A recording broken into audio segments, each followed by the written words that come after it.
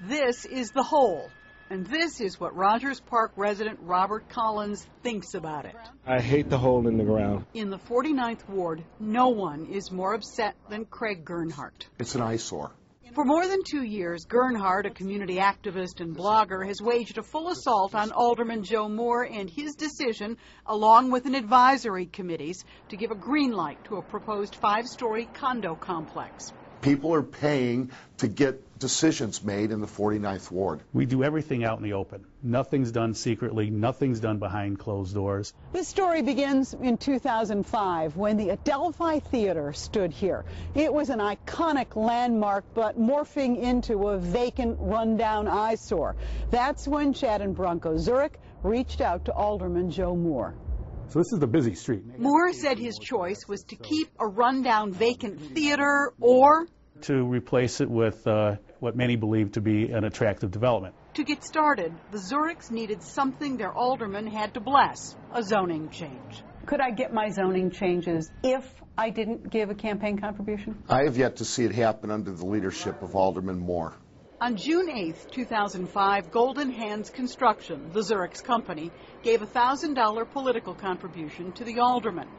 The next month, on July 12, 2005, there was a $1,000 contribution to the Democratic Party of the 49th Ward. Moore said those contributions did not influence him. I have always made very clear that any political donations do not influence my decision. In the city council, Moore twice voted in favor, and the Zurichs got their zoning change.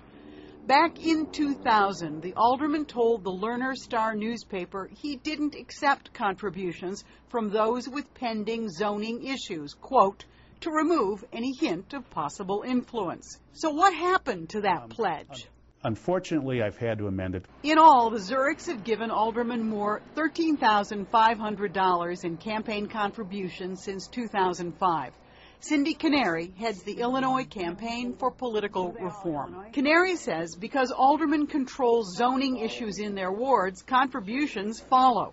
And Moore, she says, has plenty of company when it comes to campaign donations from developers. In city politics, almost more than anywhere else, you can see a direct connection between the power of the alderman and who's giving the money. The only thing that is required is we recuse ourselves from any matter in which we may have a financial interest. Isn't a campaign contribution a financial interest of a sort? You can make that argument, and certainly that is a something that perhaps we should consider as a body. According to court documents, since 2002, the Zurichs have successfully completed 9 developments in 4 wards.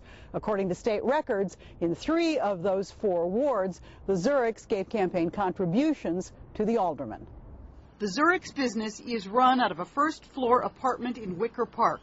No one was home when we visited, and later, by phone, Bronco Zurich declined to comment. But back in the 49th Ward, you're saying no to the hole. Yeah, no to the hole. Residents have plenty to say about this one hole of a mess. It's been there now almost 2 years, and it's terrible.